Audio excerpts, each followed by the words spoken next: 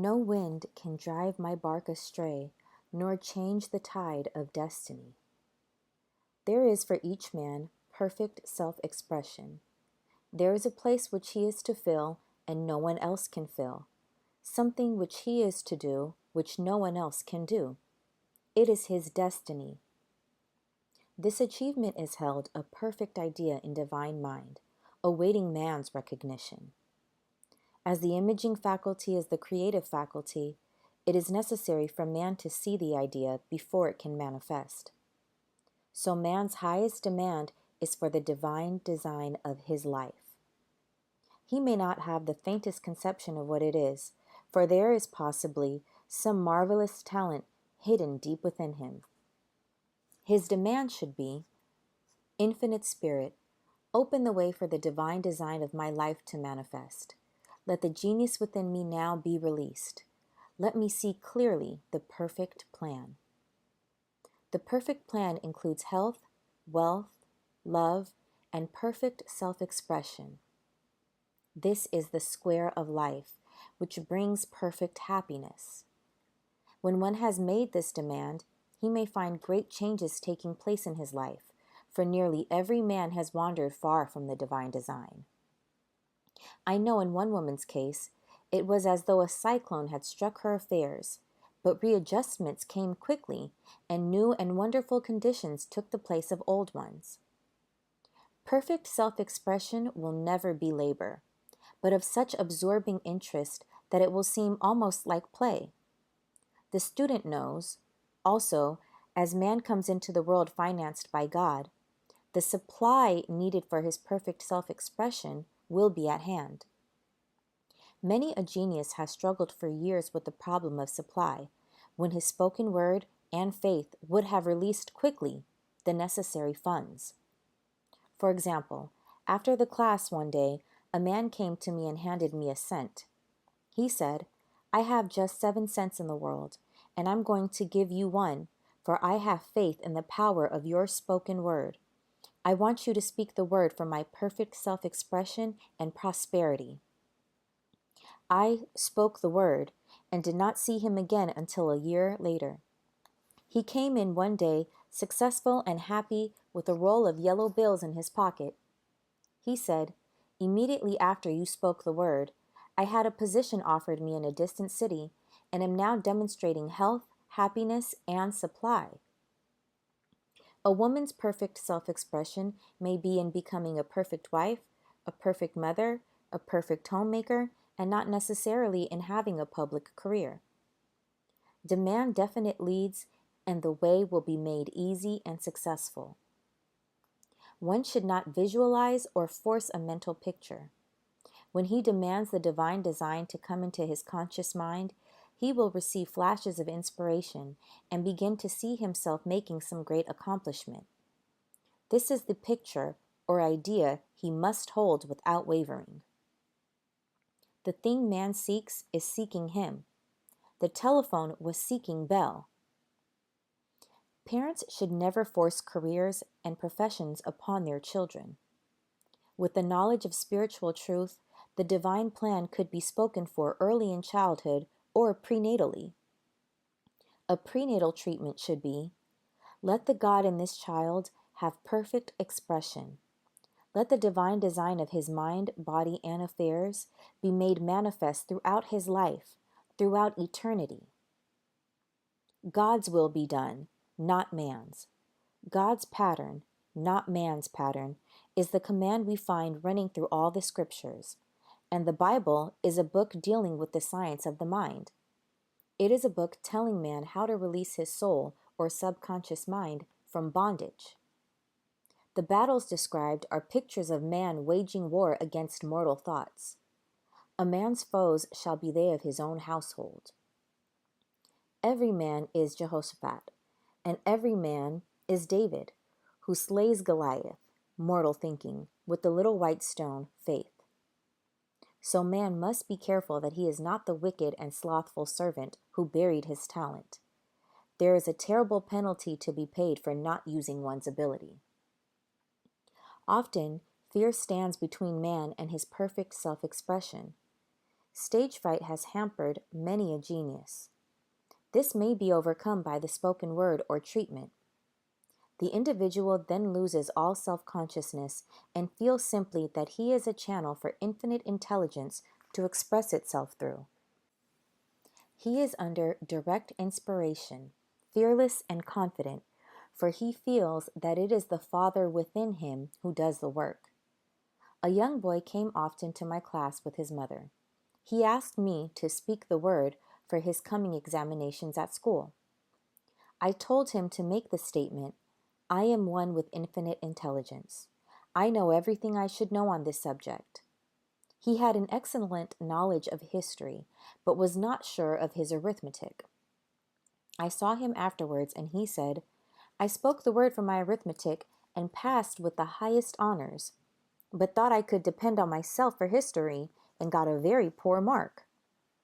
Man often receives a setback when he is too sure of himself, which means he is trusting to his personality and not the Father within.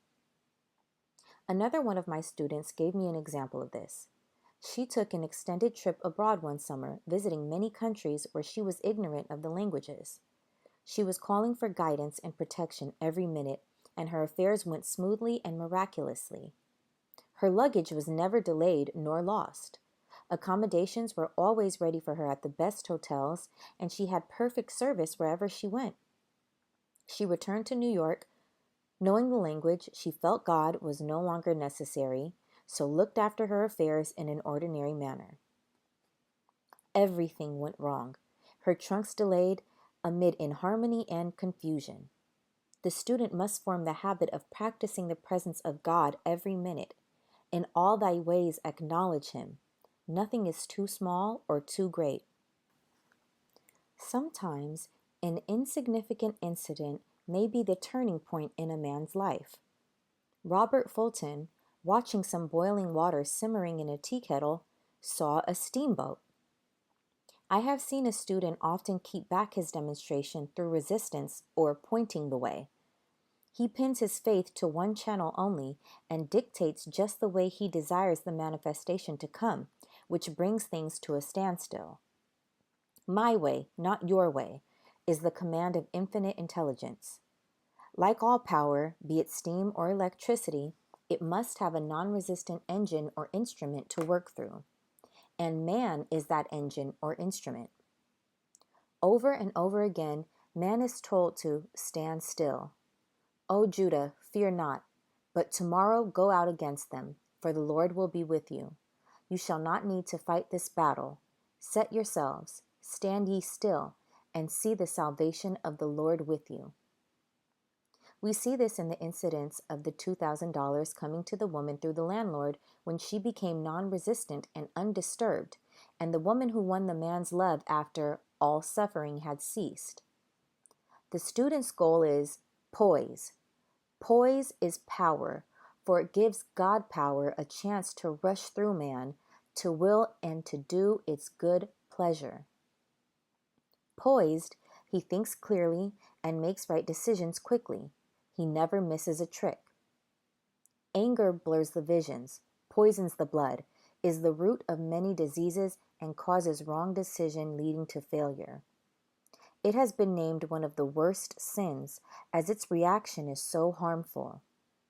The student learns that in metaphysics, sin has a much broader meaning than in the old teaching. Whatsoever is not of faith is sin. He finds that fear and worry are deadly sins.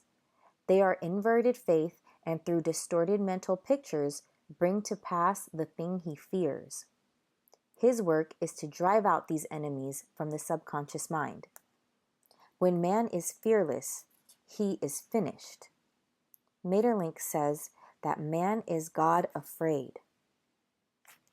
So as we read in the previous chapters, man can only vanquish fear by walking up to the thing he is afraid of. When Jehoshaphat and his army prepared to meet the enemy, singing "Praise the Lord, for his mercy endureth forever," they found their enemies had destroyed each other, and there was nothing to fight. For example, a woman asked a friend to deliver a message to another friend. The woman feared to give the message as the reasoning mind said, "Don't get mixed up in this affair. Don't give that message." She was troubled in spirit, for she had given her promise. At last, she determined to walk up to the lion and call on the law of divine protection. She met the friend to whom she was to deliver the message. She opened her mouth to speak it when her friend said, "So and so has left town." This made it unnecessary to give the message, as the situation depended on the person being in town. As she was willing to do it, she was not obliged to, as she did not fear, the situation vanished. The student often delays his demonstration through a belief in incompletion.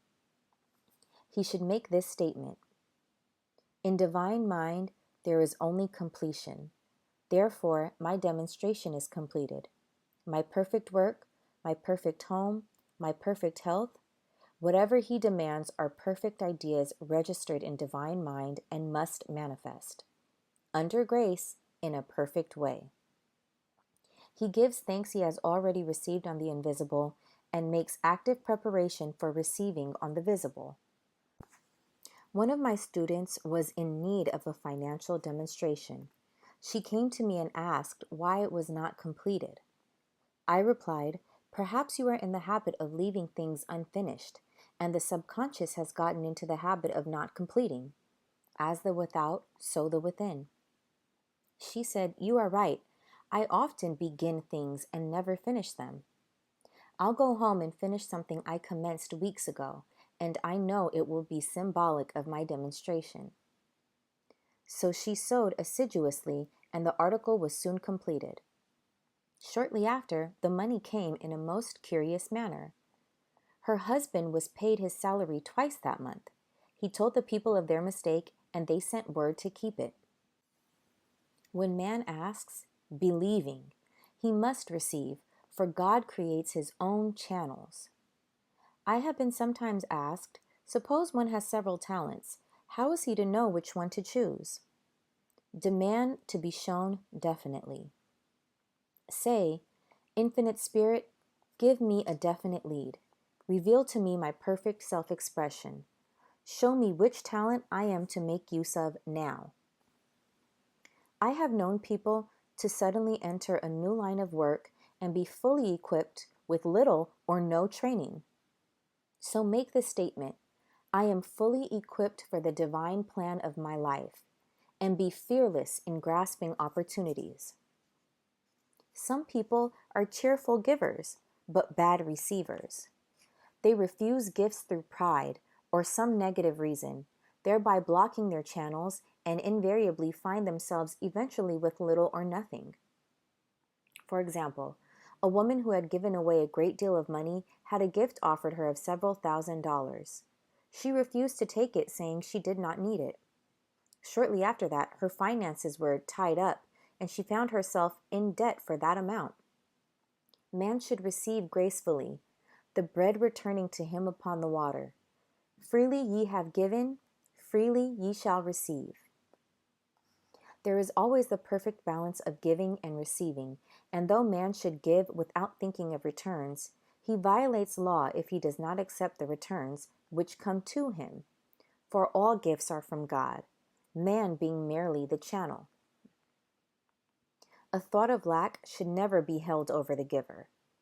For example, when the man gave me the 1 cent, I did not say, "Poor man, he cannot afford to give me that." I saw him rich and prosperous, with his supply pouring in. It was this thought which brought it. If one has been a bad receiver, he must become a good one, and take even a postage stamp if it is given him, and open up his channels for receiving. The Lord loveth a cheerful receiver as well as a cheerful giver. I have often been asked why one man is born rich and healthy, and another poor and sick. Where there is an effect, there is always a cause. There is no such thing as chance. This question is answered through the law of reincarnation. Man goes through many births and deaths until he knows the truth which sets him free. He is drawn back to the earth plane through unsatisfied desire to pay his karmic debts or to fulfill his destiny. The man born rich and healthy has had pictures in his subconscious mind in his past life of health and riches, and the poor and sick man of disease and poverty. Man manifests on any plane the sum total of his subconscious beliefs. However, birth and death are man-made laws, for the wages of sin is death. The atomic fall in consciousness through the belief in two powers. The real man, spiritual man, is birthless and deathless. He was never born and has never died. As he was in the beginning, he is now and ever shall be. So through the truth, man is set free from the law of karma, sin, and death, and manifests the man-made in his image and likeness. Man's freedom comes through fulfilling his destiny, bringing into manifestation the divine design of his life. His Lord will say unto him, "Well done, thou good and faithful servant. Thou hast been faithful over a few things. I will make thee ruler over many things," death itself. Enter thou into the joy of thy Lord, eternal life.